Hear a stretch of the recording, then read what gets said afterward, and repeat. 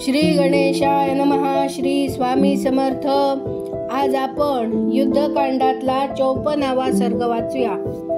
सुग्रीवाचे हे हेतुसंगत आणि परमार्थपूर्ण वचन ऐकून श्रीरामांनी त्याचा स्वीकार केला आणि ते हनुमानाला म्हणाले, मी तपस्येनं पूल बांधून अथवा समुद्र शुष्क करून सर्व प्रकारे महासागर लंघून जाण्यास समर्थ आहे. वानरवीरा, तू मला सांग की त्या दुर्गम लंकापुरीत किती दुर्ग आहेत. मी प्रत्यक्ष पाहिल्याप्रमाणे त्या पुरीचं सारं वर्णन स्पष्ट रूपानं जाणू इच्छितो. तू रावणाच्या बलाचा अंदाज घेतला आहेस. पुरीच्या दरवाजांना दुर्गम बनविण्यासाठी वापरलेली साधनं, लंकेच्या रक्षणासाठी योजलेले उपाय, तसंच राक्षसांची भवनं, हे सारं नीटपणे बारकाईनं पाहून घेतलं आहेस. तेव्हा या साऱ्याचं यथार्थ रूपानं वर्णन कर, कारण तू सर्वथा कुशल आहेस. श्री रघुनाथांचे हे वचन ऐकून वाक्यविधान श्रेष्ठ असलेला पवनकुमार हनुमान श्रीरामांना म्हणाला, भगवान ऐका, मी सर्व काही सांगतो. लंकेचे दुर्ग कोणत्या प्रकारे घडलेले आहेत, लंकापुरीच्या सुरक्षेची व्यवस्था कशी केलेली आहे, तिच्या सेनांची रचना सुरक्षिततेच्या दृष्टीनं कशी केलेली आहे, रावणाच्या तेजानं प्रभावित होऊन राक्षस तिच्याविषयी कसा स्नेह बाळगतात, लंकेची समृद्धी किती उत्तम आहे, समुद्र किती भयंकर आहे, पायदळ सैनिकांचे विभाग करून कुठे किती सैनिक सज्ज ठेवलेले आहेत आणि तिथल्या वाहनांची संख्या किती आहे, या साऱ्या गोष्टींचे मी वर्णन करीन. असे म्हणून कपिश्रेष्ठ हनुमानाने तेथील गोष्टींचं वर्णन करण्यास प्रारंभ केला. तो म्हणाला, प्रभू, लंकापुरी हर्षानं नटलेली प्रमुदित झालेली नगरी आहे. ती विशाल पुरी मस्त हत्तींनी व्यापलेली आणि असंख्य रथांनी परिपूर्ण झालेली आहे. राक्षसगण तिथं निवास करीत असतात. त्या लंकापुरीला 4 मोठमोठे दरवाजे आहेत. ते विस्तृत आहेत. त्यांना मजबूत दारे बसवलेली आहेत. विशाल अर्गलांनी ते आणखीनच दृढ केलेली आहे. त्या दरवाज्यावर विशाल आणि बलवान यंत्रांची स्थापना केलेली आहे. ती यंत्र बाणांचा आणि दगडी गोळ्यांचा वर्षाव करीतात. त्यांचा वापर करून आक्रमण करणाऱ्या शत्रू सेनेला प्रतिकार करता येतो, ज्यांना वीर राक्षसगणांनी घडविलं आहे, ज्या काळ्या लोखंडापासून बनविलेल्या असून भयंकर आणि तीक्ष्ण आहेत, तसेच ज्या विशेष संस्कार करून घडविलेल्या आहेत, अशा शेकडो शताग्नी नामक लोखंडाचे टोकदार खिळे असलेल्या गदा त्या दरवाजावर रचून ठेविलेल्या आहेत. त्या पुरीच्या चहूबाजूंनी सुवर्णाची महान तटबंदी आहे. तिचा भेद करणं अत्यंत कठीण आहे. तिच्यावर मणी, पोवळी, नीलम आणि मोती यांनी नक्षीकाम केलेलं आहे. तटबंदीच्या चहूबाजूंना महाभयंकर असे खंदक बनविलेले आहेत. शत्रूचा विनाश करणारे खंदक थंड पाण्याने भरलेले असून अगाध खोलीचे आहेत. त्यात सुसरी आणि मासे राहतात. या 4 दरवाजांसमोर त्या खंदकावर जाण्या येण्यासाठी 4 संक्रम म्हणजे पूल टाकलेले आहेत. ते लाकडाचे पूल अत्यंत विस्तृत आहे. त्या संक्रम पुलांना खूपशी मोठमोठी यंत्र लावण्यात आलेली आहेत. त्यांचा आसपास प्रकारच्या निकटवर्ती अशा घरांच्या रांगा आहेत. जेव्हा शत्रूची सेना येते तेव्हा यंत्राद्वारे त्या संक्रमांचं रक्षण केलं जातं. त्या यंत्रांची मदत घेऊनच ते लाकडी पूल खंदकात पाडून टाकण्यात येतात आणि त्याबरोबरच तिथं पोहोचलेली शत्रू सेना देखील चोहीकडे फेकून दिली जाते. त्यातला एक संक्रम तर मोठाच भक्कम आणि अभेद्य आहे. तिथं पुष्कळ सेना सज्ज ठेवलेली आहे. तो सोन्याच्या अनेक खांबांनी आणि चबुतऱ्यांनी सुशोभित असा आहे. रघुनाथा, रावण युद्धासाठी उत्सुक होऊन स्वतः कधीही क्षुब्ध होत नाही. स्वस्थ आणि गंभीर असा रावण चित्त शांत ठेवतो. सेनांचं वारंवार निरीक्षण करण्यासाठी तो सदैव सावधान आणि तत्पर असतो. लंकेवर चढाई करण्यासाठी कुठल्याही मार्गाचा अवलंब करणं शक्य नाही. ती पुरी देवांनाही दुर्गम असून महाभयंकर आहे. तिच्या चहूबाजूंना नदी, पर्वत, वन आणि कृत्रिमरित्या बनविलेले खंदक, तटबंदी इत्यादी 4 प्रकारचे दुर्ग आहेत.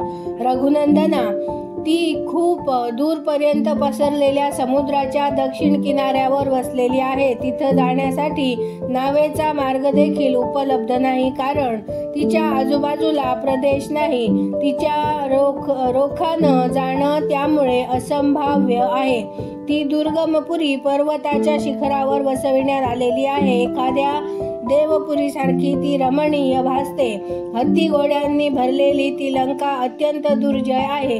खंदक, शतघ्नी आणि तरतरांची यंत्र दुरात्मा रावणाच्या त्या लंका नगरीची शोभा वाढवितात.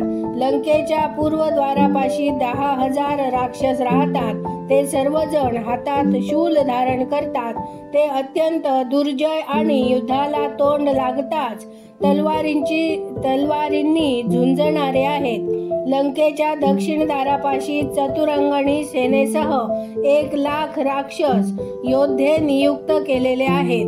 तेथील सैन्य काही मोठे बहादूर आहेत.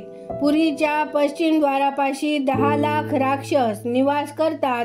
ते सर्वजण ढाल आणि तलवार धारण करून असतात. ते सर्व अस्त्रांच्या ज्ञानात निपुण आहेत. त्या पुरीच्या उत्तर द्वाराच्या आश्रयानं 1 अर्बुद म्हणजेच 10 कोटी इतके राक्षस राहतात. त्यांच्यातले काही रथी आहेत तर काही घोडेस्वार आहेत. ते सारे उत्तम कुलात उत्पन्न झालेले असून स्वतः वीरश्रीनं प्रशंसेला पात्र ठरलेले आहेत. लंकेच्या मध्यभागी असलेल्या छावणीत शेकडो सहस्रो दुर्जय राक्षस राहतात. त्यांची संख्या 1 कोटीहून अधिक आहे. परंतु मी ते सारे पूल तोडून टाकलेले आहेत. खंडक फोडून टाकले आहेत. लंकापुरी जाळून टाकली आहे आणि तिची तटबंदी जमिनीवर पाडून टाकली आहे. इतकंच काय, तिथल्या विशाल राक्षस सेनेचा देखील जवळजवळ 1/4 हिस्सा नष्ट करून टाकला आहे. आपण कुठल्या ना कुठल्या मार्गानं एकदा समुद्र पार करू शकलो पाहिजे. मग लंका वानरांकडून नाहीशी झालीच म्हणून समजा. अंगद, द्विविद, मैंद, जांबवान, पनस, नल आणि सेनापती नील इतकेच वीर लंका विजय करण्यासाठी पुरेसे आहेत. रघुनंदना, हे अंगदादी वीर आकाशातून उसळत उड्या मारीतच त्या रावणाच्या महापुरीत लंकेत पोहोचतील. बाकीच्या सेनेची देखील जरुरी नाही. इतके हे वीर पराक्रमी आहेत.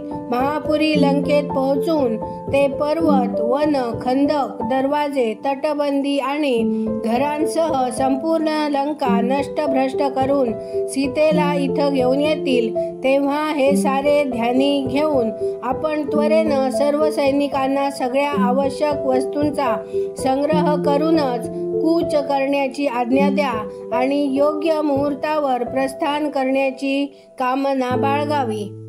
हनुमानाचे ते वचन क्रमशः यथार्थ रूपाने ऐकून सत्यपराक्रमी महातेजस्वी भगवान श्रीराम म्हणाले, हनुमाना, तुला खरं तेच सांगतो. तू त्या भयानक राक्षसांच्या ज्या लंकापुरीचं वर्णन केलं आहेस ते मी लवकरच नष्ट करून टाकीन. सुग्रीवा, तू याच मुहूर्तावर प्रस्थानाची तयारी कर. सूर्यदेव दिवसाच्या मध्यकाली जाऊन पोहोचलेला आहे, म्हणून या विजय नावाच्या मुहूर्तावर काढलेली यात्रा आपल्याला उपयोगी ठरेल. रावण भले सीतेला पळवून नेवो, परंतु जीवन वाचवून कुठं जाईल? सिद्धादींच्या मुखातून माझ्या लंकेवरच्या स्वारीचा समाचार ऐकून सीतेला आपल्या जीवनाविषयी आशा वाटू लागेल. जीवनाचा अंत दिसू लागल्यावर जर रुग्णानं अमृताला स्पर्श केला किंवा अमृतोपम औषधी प्राशन केल्या तर त्याला पुन्हा जीवनाविषयी आशा वाटू लागते. तद्वतच सीताही पुन्हा आशान्वित होईल. आज उत्तरा फाल्गुनी नावाचं नक्षत्र आहे. उद्या चंद्राचा हस्त नक्षत्राशी योग होईल. सुग्रीवा, हे ध्यानात घेऊन आपण आजच साऱ्या सेनेसह आगेकूच करायला हवी. यावेळी जे शुभ शकून प्रकट होत आहेत आणि जे मला दिसत आहे त्यावरून मी निश्चितपणानं रावणाचा वध करून जनकनंदिनी सीतेला घेऊन येईन असा मला विश्वास वाटतो. माझ्या उजव्या डोळ्याची वरची पापणी स्फुरण पावते आहे.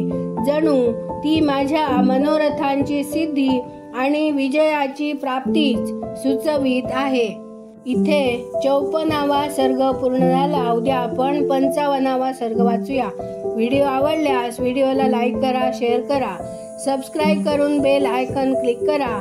कमेंटमध्ये जय श्रीराम लिहायला विसरू नका. धन्यवाद. जय जय श्रीराम.